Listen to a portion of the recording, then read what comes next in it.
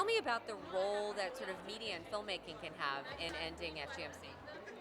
I think media and filmmaking Sorry. can be very powerful, and it has been powerful. So, a colleague of ours who's also a co-founder, her film, Pinch of Skin, was one of the first films to create awareness on the concept of FGC in the Dawoodipura community.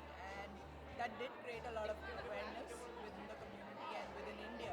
So, this particular issue was the best kept secret in India for the longest time. Yeah. Nobody knew about it, and when it did come out, it was like a shocker to even the people who lived in India. So I do feel that social media and filmmaking coupled together with proper activism and proper governance can create a lot of change and ripple effect, especially in a community that is so isolated on its own and does not want to come out and talk. I think this is a very good platform, and through Sayo, it has really worked for us. We have been telling stories of a lot of people through the social media platforms. So I think it's extremely important. So I'm kind of new to this issue, but I've spent a long time working on a whole bunch of women's related issues. And one of the things that, and this is maybe a provocative question, I don't understand why people call it a practice when it's violence. And to me, it's systematic violence against girls or an assault. And it may be done by loving hands. It may be done out of a place of love, but it's still sexual assault.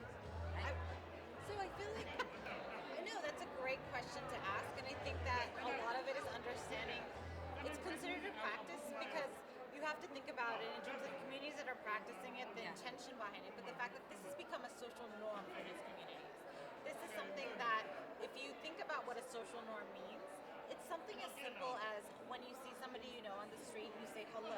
If you don't say hello, that's perceived as rude or something that is disrespectful.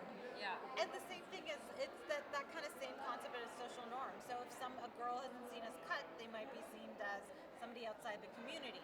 So it's hard to recognize because you do if you're not within the community, I think that connection between this is a social norm, this is what people are thinking is what you need to do for the good of that person.